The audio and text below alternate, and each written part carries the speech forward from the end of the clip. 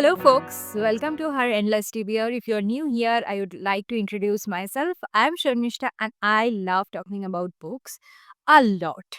And this is my second channel where I talk about my reading, my TBR list, my reading wrap up, and I review books, etc. And if you are someone like me who loves watching content related to books, I would request you to subscribe to my channel to support my channel and like this video. So here I am going to talk about my summer TBR list. Saying summer is the least favorite season of mine would be an understatement because I hate summer. I don't like it at all. And I am an Indian, and here summer stays for almost 8 to 9 months actually. It's just summer. And we get the opportunity to see spring only for 2 or 3 days. It's not a season at all. So it's just heat and sweat and it's unbearable and it's disgusting. The temperature sometimes rises to almost 42 degrees Celsius, which is like unthinkable. And it's just so hot and not in a good way like Andrew Garfield hot. It's just hot. So I have this TBR pile. These are the books I want to read during this time to make my summer a bit tolerable. That's it.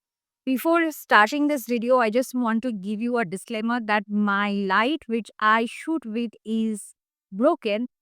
And I suspect that one of my mischievous pets has something to do with it. So I have to shoot without light, and I am just hoping the natural light would be enough to make me visible.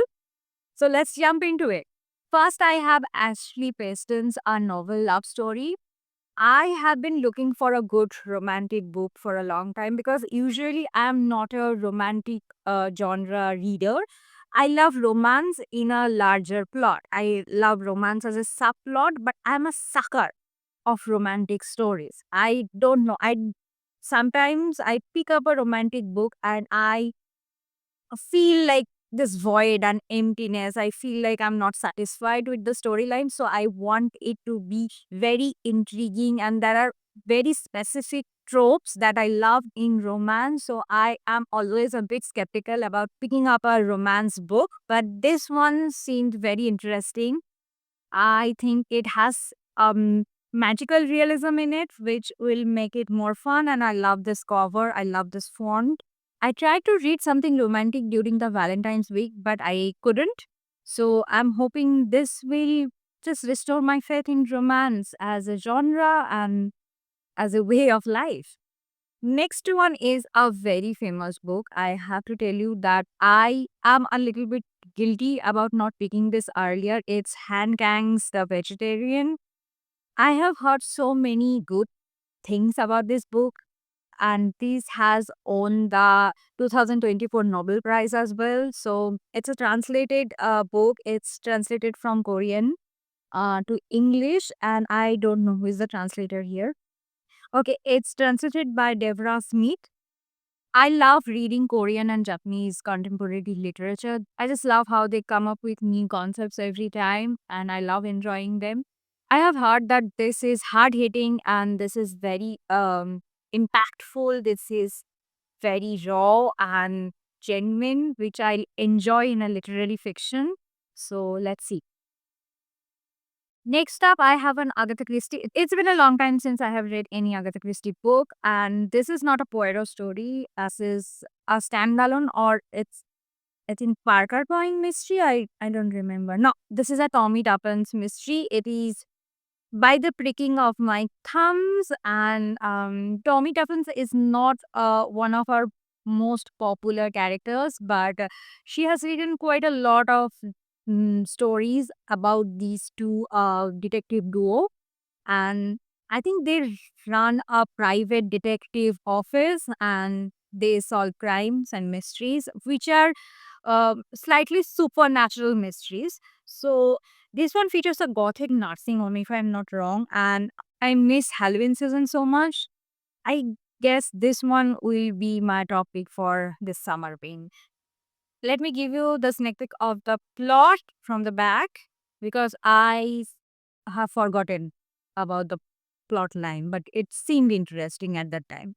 When Tommy and Tuppence visit an elderly aunt in her gothic nursing home, they think nothing of her mistrust of the doctor. After all, Ada is a very difficult old lady. But when Mrs. Lockett mentions a poisoned mushroom stew and Mrs. Lancaster talks about something behind the fireplace, Tommy and Tuppence find themselves caught up in a spine tingling adventure that could spell death or either of them. That's horror slash thriller slash mystery in a gothic atmosphere. I can't ask for more. I love this type of settings. If you know me, you know it. Next up, I have a classic and it's a play. It's by Bernard Shaw. It's Heartbreak House. I love Bernard Shaw's sense of humor. I love his political biting satire. And I had to read some of his work for my master degree in literature. And I just love studying Bernard Shaw's writing. They are very witty, and the way he creates character, it's just something else.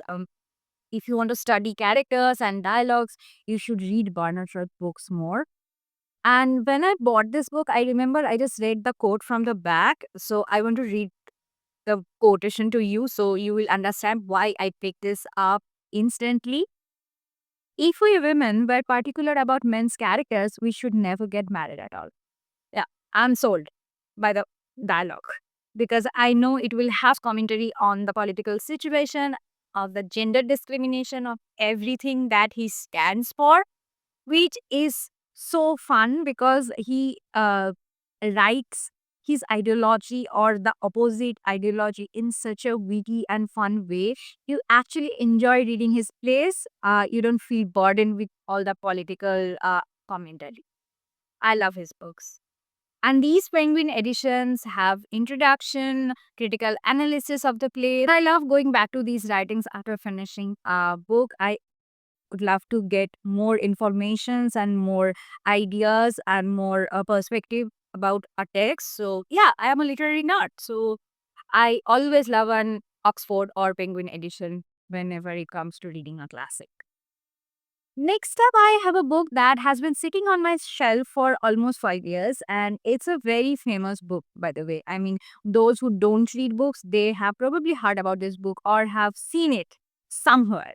And it's All the Light We Cannot See by Anthony Doerr. Um, I don't know why I didn't pick this up. I wanted to. I was sold with the idea of reading this book. I wanted to read this so badly, but somehow I just missed it.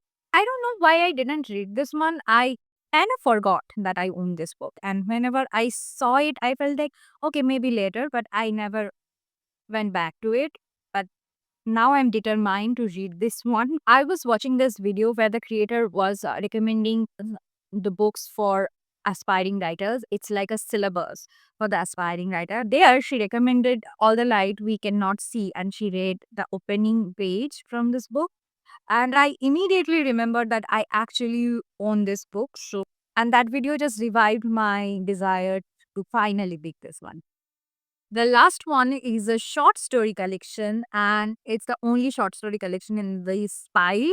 Well, when I said I'm intimidated by non-fiction books, I forgot to mention that I'm also intimidated by short story collection, but the reason is completely different. I love reading short stories, don't get me wrong, but I have realized that whenever I pick up a short story collection which has more than 10 stories, I feel this overwhelming pressure to finish it, and I don't usually finish them. And then I feel conflicted about reviewing the entire book because I haven't actually officially finished it. So that's the overwhelming aspect of reading a short story collection, but I love reading individual short stories. So I I just don't want to feel that pressure. I just don't want to get into that mindset where I feel I have to read and finish a short story collection, whether I like every story or not. But I don't think this is going to be the case for this one because this is horror, and horror is my favorite genre. And I am talking about the master of horror books. So I'm positive that I'm not going to feel the pressure reading his short story collection. I'm talking about Stephen King, and this is Night Shift, a horror short story collection by him. I haven't read anything by Stephen King so far, and I want to pick up his chunky horror novels. But before that, I wanted to get familiar with his writing style. That's why I picked this one up. And he is famous for his chunky big novels, and he writes so fast. It just blows my mind to see someone write so many books in such a short span of time. I wanted to read his classic novels, which made him Stephen King. But before that, I think I would pick this one up. And yes, I love reading horror stories. I think life is very scary, and horror stories are great. It's kind of cathartic to read and feel horrified by fictional scenarios and fictional characters, and it makes your life feel little less scary. That's what I believe. So that's all, guys. These are the books I want to pick up during summer, and I may buy more books, I may add many books, but currently, these are all the books that came to my mind when I thought about this video. I hope to read more during this time, and I hope to make more videos in this channel. So stay tuned, read more books, and let me know if you love this video or not. Tada, see you soon.